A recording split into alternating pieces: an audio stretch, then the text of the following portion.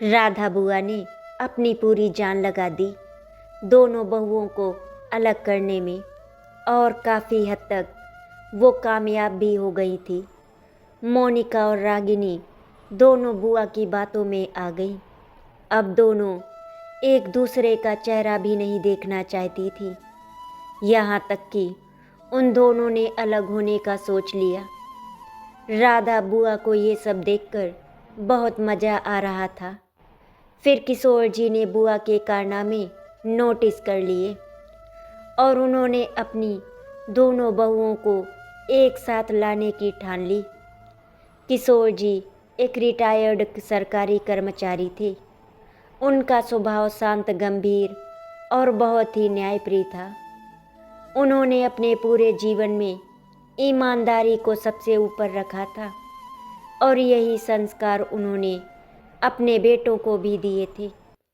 किशोर जी की पत्नी अनुपमा घर की धुरी थी। ममता से भरा रहता, उनकी आंखों में अपनापन झलकता और उनके शब्दों में ऐसी मिठास होती कि सामने वाला अनायास ही उनसे जुड़ जाता। किशोर जी का बड़ा बेटा श्यामू बचपन से ही जिम्मेदार था। पढ़ाई में ठीक ठाक और व्यापार में बेहद संयमी था। उसने एक निजी कंपनी में नौकरी पा ली थी और परिवार की उम्मीदों पर खरा उतर रहा था। अर्जुन थोड़ा अलग स्वभाव का था। वो बहुत ही तेज दिमाग वाला, महत्वाकांक्षी और अपने सपनों को लेकर बेहद गंभीर था। अर्जुन एक मल्टीनेशनल कंपनी में काम करता था और अक्सर काम के सिलसिले में उसको बाहर जाना पड़ता था। मगर वो चाहे जितना भी व्यस्त हो, अपने माता पिता से रोज़ बात करना नहीं भूलता था। श्यामू की शादी रागिनी से हुई थी। रागिनी एक पढ़ी लिखी, सुलझी हुई और आत्मसम्मानी युवती थी, जिसने शादी के बाद पूरे मन से इस परिवार को अपनाया था। वो घर के हर काम को अपनी जिम्मेदारी समझकर करती, मगर साथ ही अपने आत्मसम्मान से कभी समझौता नहीं करती थी। अर्जुन की पत्नी मोनिका स्वभाव से थोड़ी भावुक, कोमल हृदय की और बेहद सरल थी। वो बहुत जल्दी किसी पर भी भरोसा कर लेती थी और सामने वाले की बातों को दिल से लगा लेती थी। दोनों बहुएं अलग अलग स्वभाव की थी, मगर दिल से एक दूसरे का सम्मान करती थी। रागिनी मोनिका को छोटी बहन की तरह मानती थी और मोनिका रागिनी को अपनी बड़ी बहन जैसा स्थान देती थी। सुबह का समय इस घर में किसी उत्सव से कम नहीं होता था। अनुपमा जी रसोई में चाय बनाती, रागिनी सब्जी काटती और मोनिका रोटियां सेकती। हंसी मजाक के बीच काम कब पूरा हो जाता किसी को पता ही नहीं चलता। कभी कभी श्यामू और अर्जुन भी किचन में आकर कुछ न कुछ मदद कर देते थे, जिससे माहौल और भी खुशनुमा हो जाता था।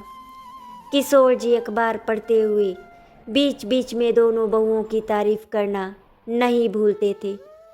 उन्हें लगता था कि ईश्वर ने उन्हें बहू के रूप में दो अनमोल रत्न दे दिए हैं, जो उनके घर को अपनी खुशबू से महका रही हैं। मगर हर खुशहाल कहानी के पीछे कहीं न कहीं एक काला साया भी छिपा होता है, जो सही समय आने पर धीरे धीरे अपना रूप दिखाता है। और उसी साये का नाम था राधा बुआ। राधा बुआ किशोर जी की दूर की बहन लगती थी। वो उम्र में बड़ी मगर मन से बेहद चालाक और स्वार्थी थी।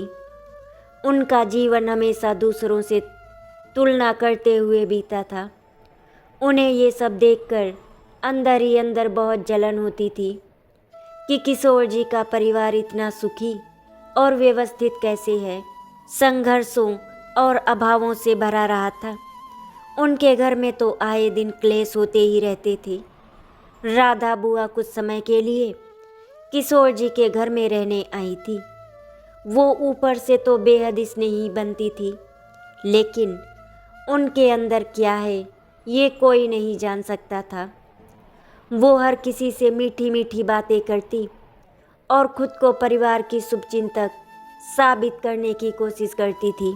अनुपमा जी ने उन्हें पूरे सम्मान के साथ घर में जगह दी थी, क्योंकि वे रिश्तों की मर्यादा निभाने में विश्वास रखती थी। उन्हें क्या पता था कि राधा बुआ उनका घर तोड़ने के लिए आई हैं। शुरू शुरू में राधा बुआ सबको बहुत अच्छी लगी थी। वो कभी रागिनी की तारीफ करती तो कभी मोनिका के भोलेपन की सराहना करती, लेकिन उनके मन में कुछ और ही चल रहा था। उन्हें ये अच्छा नहीं लगता था कि दोनों बहुएं इतनी मिलजुल कर रहती हैं। देवरानी जेठानी जैसा उनके अंदर कुछ भी नहीं था। उन्हें लगता था कि अगर इस घर में झगड़े हो जाएं तो उनका महत्व बढ़ जाएगा। वो चाहती थी कि घर में ऐसा माहौल बने जहां हर कोई उलझा रहे और वे चुपचाप तमाशा देखती रहें। एक दिन राधा बुआ ने मोनिका से बड़े प्यार से कहा, बहू तुम बहुत सीधी हो। आजकल की दुनिया में किसी पर भी इतना भरोसा करना ठीक नहीं होता। कुछ लोग ऊपर से बहुत अच्छे दिखते हैं मगर अंदर से कुछ और ही होते हैं। मोनिका घबरा गई। उसे समझ नहीं आया कि राधा बुआ किसकी बात कर रही हैं, मगर उसने कुछ कहा नहीं। बस मन में एक हल्की सी शंका ने जन्म ले लिया। उधर राधा बुआ ने रागिनी से भी धीरे से कहा, बहू तुम घर का सारा काम करती हो मगर इस घर के लोग तुम्हारी कद्र नहीं करते। सब छोटी बहू को ज़्यादा प्यार देते हैं। मुझे ये सब बिल्कुल भी अच्छा नहीं लगता। अच्छा ये बताओ, ये बात तुमने कभी महसूस की या फिर नहीं? रागिनी ने बात को हंसी में टाल दिया, मगर कहीं न कहीं ये शब्द उसके मन में चुभ गए। यहीं से उस आग की पहली चिंगारी जली जो आगे चलकर पूरे परिवार को झकझोरने वाली थी। राधा बुआ ने जिस चिंगारी को बड़े आराम से सुलगा दिया था, अब वो धीरे धीरे धुआं छोड़ने लगी थी और अपना असली रूप दिखाने लगी थी। बाहर से सब कुछ पहले जैसा ही लगता था, मगर घर के भीतर रिश्तों की दीवारों में बहुत बारीक दरारें पड़ने लगी थी। मोनिका और रागिनी दोनों ही अपने अपने कामों में व्यस्त रहती थी, मगर अब उनके मन पहले जितने हल्के नहीं रहते। कहीं न कहीं राधा बुआ की कई बातें उनके दिलों में घर कर चुकी थी। राधा बुआ को लोगों के मन पढ़ने की कला आती थी। उन्हें पता था कि किसके सामने क्या कहना है और कैसे कहना है, जिससे सामने वाला उनकी बातों पर यकीन कर ले। एक दिन जब अनुपमा जी मंदिर गई हुई थी और रागिनी बच्चों के कपड़े धोने छत पर गई थी, तभी राधा बुआ ने मोनिका को रसोई में अकेला पाया। उन्होंने बड़े स्नेह से उसके कंधे पर हाथ रखते हुए कहा, बहू मैं तो तुम्हारी भलाई के लिए ही कह रही हूँ, मेरी बातों को गलत मत समझना। बड़ी बहू को देखो, हर बात में खुद को सबसे ऊपर समझती है। तुम्हारे पति अर्जुन अच्छा कमाते हैं, फिर भी घर के फैसले बड़ी बहू ही लेती है। आखिर ऐसा क्यों? तुम भी तो इस घर की बहू हो। मोनिका का दिल जोर से धड़क उठा। उसने कभी इस तरह सोचा ही नहीं था, मगर राधा बुआ की बातों ने ऐसा जहर घोल दिया जो मीठा लगते हुए भी भीतर तक उतर जाता था। मोनिका ने धीमे स्वर में कहा, नहीं बुआ जी, दीदी तो मुझे हमेशा समझाती हैं और अगर घर में कोई बात होती है तो वो मुझसे पूछती भी हैं। बुआ जी मुझे लगता है आपको कोई गलत फहमी हो गई होगी। ये सुनकर राधा बुआ ने तुरंत बात घुमा दी। अरे बहू, समझाना और जताना दो अलग बातें होती हैं।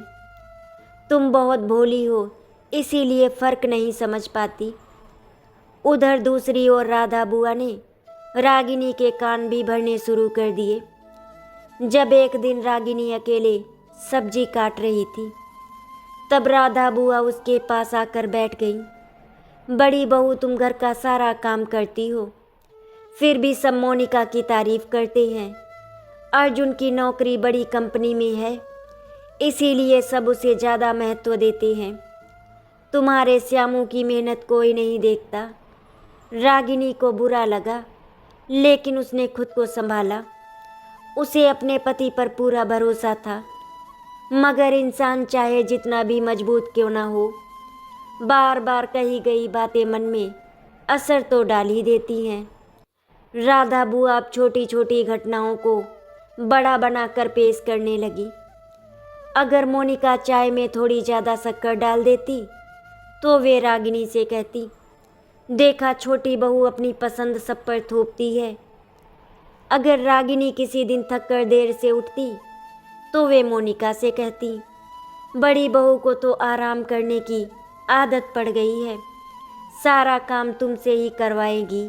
धीरे धीरे दोनों बहुएं एक दूसरे को शक की नज़र से देखने लगी। अब पहले जैसा खुलकर हंसी मजाक नहीं होता था। बातचीत कम होने लगी थी और आंखों में वो अपनापन धीरे धीरे फीका पड़ने लगा था।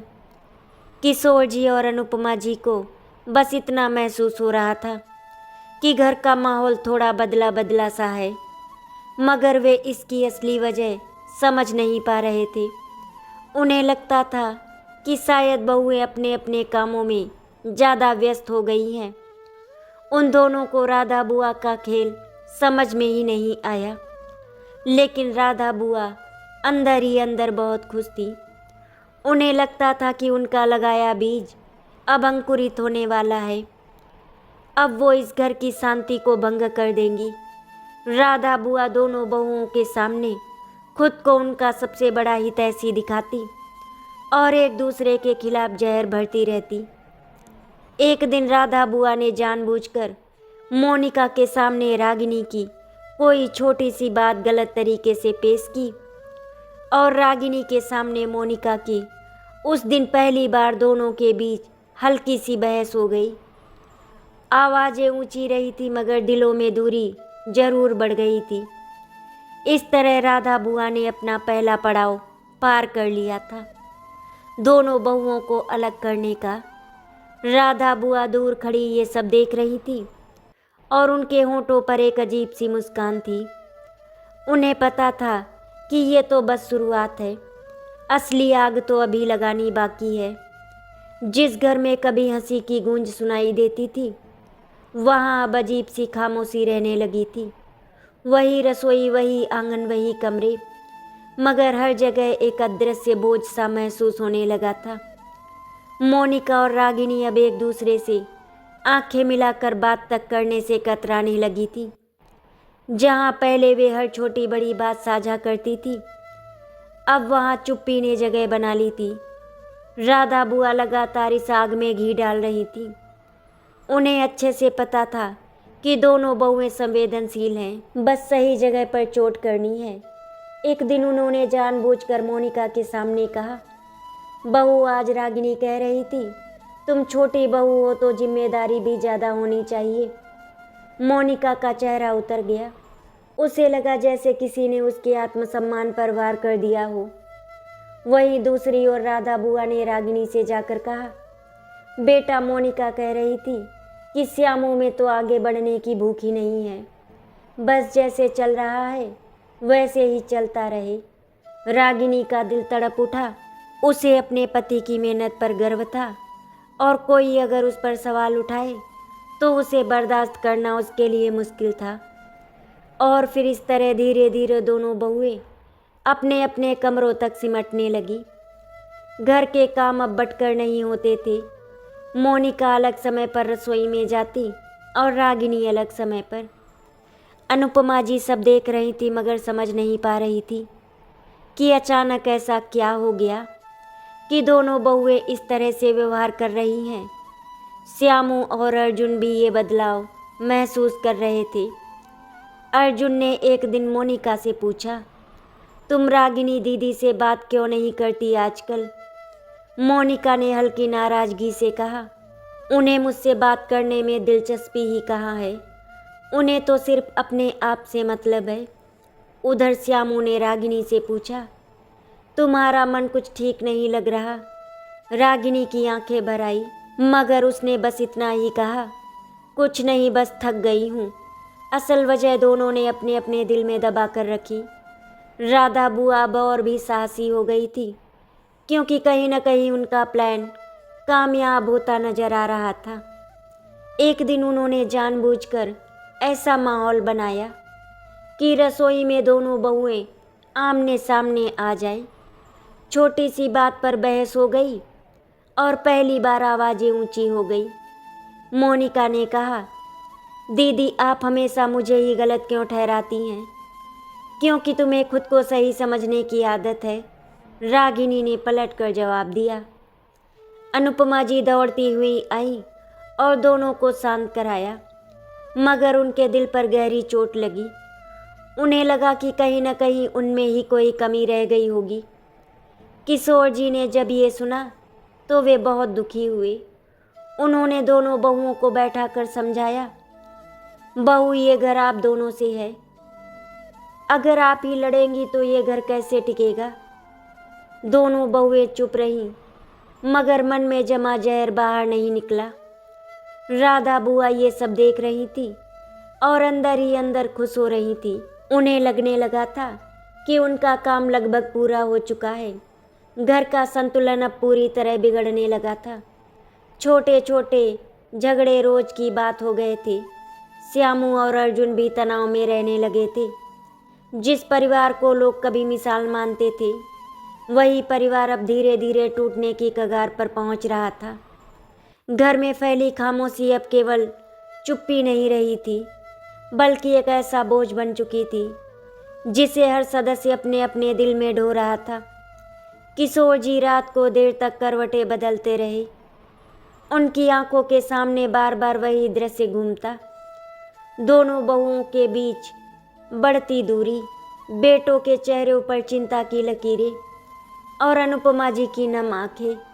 जिस घर को उन्होंने और अनुपमा जी ने मिलकर अपनी पूरी जिंदगी की कमाई और मेहनत से सिर्फ एक मकान नहीं बल्कि एक मंदिर बनाया था, वही मंदिर अब दरकने लगा था। उन्हें समझ नहीं आ रहा था कि ये सब अचानक कैसे और क्यों हो गया। वे बार बार सोचते कि शायद समय की मार है, शायद नई पीढ़ी के विचार बदल गए हैं, या शायद कहीं न कहीं उनसे ही कोई बड़ी भूल होगी। उनकी आंखों में हर समय एक अनकहा दर्द तैरता रहता था। उसे लगता था कि इस घर में कोई उसकी सच्ची कद्र नहीं करता। हर कोई उसे शक की नज़र से देखता है। वो अपने कमरे में घंटों अकेली बैठी रहती, कभी कभी तकिए में मुंह छुपा कर रोती, मगर किसी से कुछ कह नहीं पाती। उसे याद आ जाता कि शादी के शुरुआती दिनों में रागिनी कैसे उसका हाथ पकड़कर कहती थी, अगर कभी किसी बात से दुख हो तो मुझसे कहना, मैं तुम्हारी दीदी हूँ। वही रागिनी अब उसे अजनबी सी लगने लगी थी। मोनिका का दिल चाहता था कि वो जाकर सब कुछ साफ साफ कह दे, मगर राधा बुआ की बातें उसके कानों में गूंजने लगती। कुछ लोग ऊपर से मीठे होते हैं और अंदर से बहुत कड़वे। उधर रागिनी भी अंदर ही अंदर टूट रही थी। उसने हमेशा इस घर को अपने मायके से भी ज़्यादा माना था। उसने कभी ये उम्मीद नहीं की थी कि एक दिन उसी घर में उसे खुद को पराया महसूस होगा। उसे लगता था कि मोनिका जानबूझकर उसे नीचा दिखाने की कोशिश करती है। अर्जुन की ऊंची सैलरी और कंपनी की बड़ी पोस्ट का घमंड मोनिका के व्यापार में झलकने लगा था। रागिनी अपने आत्मसम्मान पर किसी भी तरह की चोट सहन नहीं कर सकती थी, इसीलिए वो चुप रहकर सब कुछ सहने लगी। मगर उसका ये मौन धीरे धीरे गुस्से में बदलने लगा।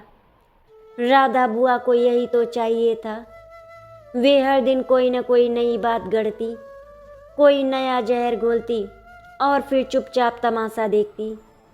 उन्हें लगता था कि अब वो दिन दूर नहीं जब इस घर में ऐसा तूफान आएगा कि सब कुछ तहस नहस हो जाएगा। एक दिन उन्होंने जानबूझकर अनुपमा जी के सामने ये बात उछाल दी, भाभी मैंने तो सुना है कि बहुएं एक दूसरे के बारे में बहुत भला बुरा कह रही हैं। अगर समय रहते इन्हें नहीं संभाला गया तो घर हाथ से निकल जाएगा। अनुपमा जी घबरा गई। उन्होंने उसी दिन दोनों बहुओं को बुलाकर बात करने की कोशिश की, मगर राधा बुआ पहले ही दोनों के मन में इतना जहर भर चुकी थी कि कोई भी खुलकर सच कहने को तैयार नहीं थी। छोटी छोटी बातों पर ताने कटाच और तीखे शब्द निकलने लगे। वो दिन जब असली तूफान आया, किसी ने कल्पना भी नहीं की थी कि हालात इतने बिगड़ जाएंगे। बात बस इतनी सी थी कि रसोई में रखा हुआ एक गहना गायब हो गया। वो गहना अनुपमा जी की शादी की निशानी था, जिसे वे बहुत संभाल कर रखती थी। पूरे घर में खोजबीन हुई मगर हार नहीं मिला। राधा बुआ ने मौका देखकर धीरे से कहा, आजकल तो घर में बाहर के लोग भी आते जाते रहते हैं और कुछ लोग तो अपने ही होते हैं।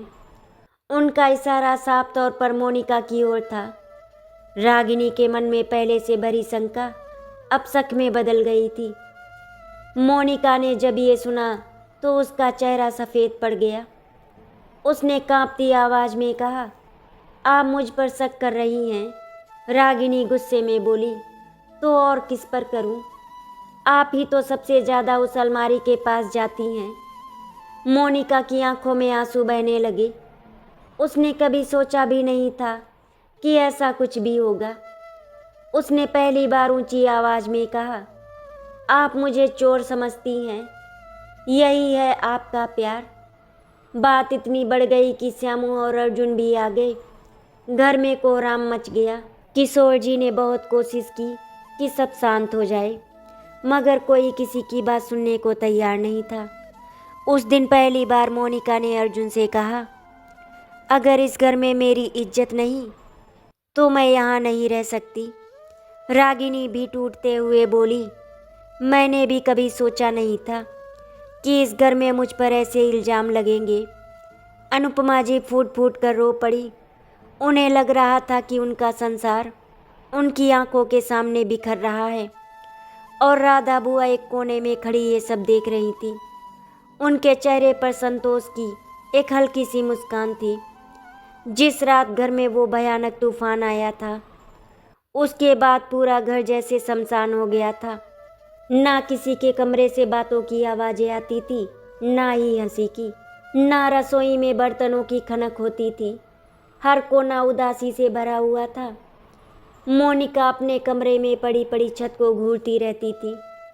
उसकी आंखों से आंसू सूख चुके थे, मगर दिल का दर्द और गहरा हो गया था। उसे बार बार वही पल याद आता जब रागिनी ने उसे चोर कहा था। उस शब्द ने उसके आत्मसम्मान को तोड़कर रख दिया था। उसे लगने लगा था कि इस घर में उसकी कोई जगह नहीं बची है।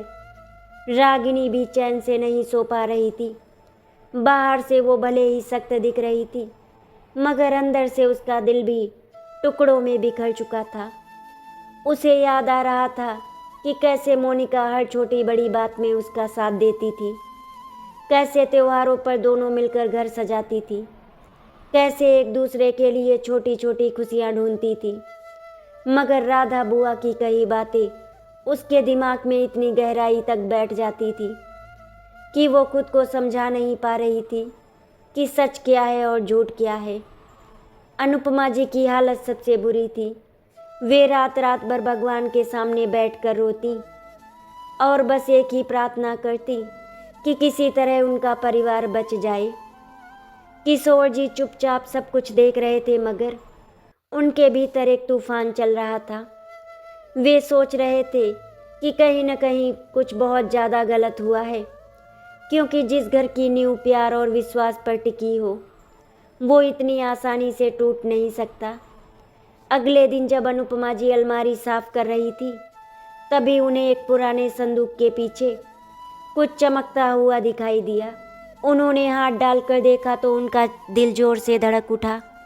वही हार जो सबको लगा था कि चोरी हो गया है। उनकी आंखों से आंसू छलक पड़े।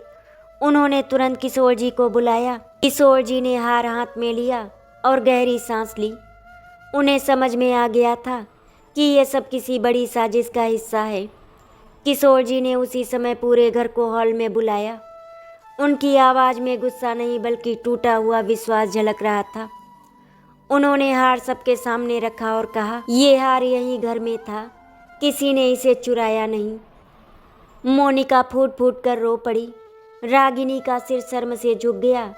अनुपमा जी ने कांपते हुए कहा, मुझसे बहुत बड़ी गलती हो गई, बिना सच्चाई जाने तुम पर शक किया। किशोर जी की नज़रें सीधे राधा बुआ पर जा टिकी। उन्होंने सख्त आवाज़ में पूछा, राधा तुम ही सबसे पहले शक की बात लेकर आई थी, क्यों? राधा बुआ घबरा गई। उनके चेहरे का रंग उड़ गया। उन्होंने बात टालने की कोशिश की, मगर किशोर जी ने आज पहली बार कठोरता दिखाई। उन्होंने धीरे धीरे राधा बुआ की हर चाल गिनानी शुरू की। कैसे वो दोनों बहुओं के बीच गलत फहमियाँ पैदा करती रहीं, कैसे अलग अलग बातें कहकर आग लगाती रहीं। अब सच्चाई सबके सामने थी। राधा बुआ फूट फूट कर रोने लगी और अपने किए पर पछतावा जताने लगी। मुझसे बहुत बड़ी भूल हो गई, मुझे माफ़ कर दो। मगर अब आंसू किसी काम के नहीं थे। श्यामू और अर्जुन को भी अपनी गलती का एहसास हो गया था कि उन्होंने समय रहते सच जानने की कोशिश नहीं की। घर में एक अजीब सी खामोशी छा गई थी, मगर इस बार ये खामोशी गुस्से की नहीं बल्कि शर्म और पश्चाताप की थी। सच्चाई सामने आने के बाद भी घर का माहौल तुरंत सामान्य नहीं हो पाया। टूटा हुआ कांच जैसे तुरंत जुड़ नहीं जाता, वैसे ही टूटे हुए रिश्तों को भी समय, धैर्य और सच्चे प्रयास की ज़रूरत होती है। मोनिका और रागिनी दोनों ही अपने अपने कमरों में बैठी बीते दिनों को याद कर रही थी। उन्हें महसूस हो रहा था कि राधा बुआ की बातों में आकर उन्होंने न केवल एक दूसरे पर शक किया बल्कि अपने ही दिलों की आवाज़ को भी अनसुना कर दिया। मोनिका को बार बार ये पल याद आ रहा था जब रागिनी ने उसे पहली बार दीदी कहकर गले लगाया था, और रागिनी को वो दिन याद आ रहा था जब मोनिका ने बुखार में रात भर जागकर उसकी सेवा की थी। इन यादों ने उनके दिलों को और भी भारी कर दिया। अनुपमा जी ने तय कर लिया था कि अब और चुप रहना इस घर के लिए जहर साबित होगा। उन्होंने दोनों बहुओं को अपने कमरे में बुलाया। उनकी आंखों में आंसू थे मगर आवाज़ में दृढ़ता। उन्होंने कहा, बेटियों, माँ बनने का मतलब सिर्फ जन्म देना नहीं होता। माँ बनने का मतलब होता है रिश्तों को जोड़ना। तुम दोनों मेरी बेटियाँ हो। अगर तुम ही एक दूसरे से दूर हो जाओगी तो मेरा ये घर कैसे बचेगा। मोनिका और रागिनी दोनों की आंखों से आंसू बहने लगे। पहली बार उन्होंने खुलकर एक दूसरे की ओर देखा। मोनिका ने कांपते हाथों से रागिनी का हाथ पकड़ा और कहा, दीदी, मुझसे बहुत बड़ी गलती हो गई। मैंने आपकी बातों पर भरोसा करने की बजाय दूसरों की बातों को सच मान लिया। रागिनी ने भी मोनिका को गले लगाते हुए कहा, नहीं मोनिका, गलती मेरी भी उतनी ही है। मैंने भी बिना सोचे समझे तुम्हें गलत समझ लिया। दोनों बहुएं एक दूसरे से लिपटकर फूट फूट कर रो पड़ी। वो रोना केवल दुख का नहीं था बल्कि वर्षों से जमी हुई गलतफहमियों, डर और दर्द के बाहर निकलने का रोना था। श्यामू और अर्जुन ये दृश्य देखकर भावुक हो गए। उन्हें महसूस हुआ कि पत्नी होने से पहले ये दोनों उस घर की बेटियां हैं जिनकी जिम्मेदारी केवल बहुओं की नहीं बल्कि पूरे परिवार की है। दोनों भाइयों ने एक दूसरे को देखा और बिना कुछ कहे ही समझ गए कि आगे से उन्हें अपने रिश्तों की रक्षा खुद करनी होगी। किशोर जी ने भारी मन से कहा, आज मुझे ये एहसास हुआ कि रिश्ते सिर्फ खून से नहीं बनते, भरोसे से बनते हैं। अगर हम एक दूसरे पर भरोसा करना छोड़ दें तो परिवार नाम की कोई चीज़ नहीं बचेगी। राधा बुआ ने उसी दिन घर छोड़ने का फैसला किया। जाते समय उनके कदम भारी थे और आंखें शर्म से झुकी हुई थी। उन्होंने सबके सामने हाथ जोड़कर माफ़ी मांगी। किशोर जी ने उन्हें माफ़ तो कर दिया मगर साफ कह दिया कि अब इस घर में फिर से वही जहर फैलाने की कोई जगह नहीं है। समय धीरे धीरे आगे बढ़ने लगा। पहले जैसा सब कुछ तुरंत तो नहीं हुआ मगर छोटी छोटी कोशिशों से रिश्तों में और भी मिठास घुलने लगी। मोनिका और रागिनी अब फिर से साथ रसोई में काम करने लगी। कभी चाय बनाते हुए, कभी सब्जी काटते हुए वे बीते दिनों की गलतफहमियों पर बात करती और खुद पर हंस भी लेती। अनुपमा जी के चेहरे पर फिर से मुस्कान लौट आई। किशोर जी को लगता था कि जैसे उन्हें अपना खोया हुआ संसार वापस मिल गया हो। कुछ महीनों बाद परिवार ने मिलकर एक छोटा सा पूजन रखा। घर में दिए जले, भजन गूंजे और वातावरण फिर से पवित्रता से भर गया। मोनिका और रागिनी ने साथ मिलकर प्रसाद बनाया। उस दिन दोनों के चेहरे पर सच्ची खुशी थी। किशोर जी ने उस दिन सबके सामने कहा, इस घर ने हमें बहुत बड़ी सीख दी है। अगर किसी तीसरे की बातों में आकर हम अपने ही लोगों पर शक करेंगे तो सबसे बड़ा नुकसान हमारा ही रहेगा। रिश्तों को बचाने का एक ही तरीका है, संवाद और विश्वास। घर में तालियों की गूंज नहीं हुई, मगर हर दिल ने इस बात को स्वीकार कर लिया। अब किशोर जी का घर फिर से वही बन गया था, प्यार, समझदारी और अपनापन से भरा हुआ। यही इस कहानी का संदेश था। रिश्ते आग से नहीं, प्यार से संभालने चाहिए, क्योंकि आग सब कुछ जला देती है और प्यार सब कुछ जोड़ देता है। आशा करती हूँ आपको हमारी कहानी अच्छी लगी होगी। अगर आपको हमारी कहानी अच्छी लगी तो वीडियो को लाइक एंड शेयर करें, चैनल को सब्सक्राइब करें। वीडियो देखने के लिए आपका धन्यवाद।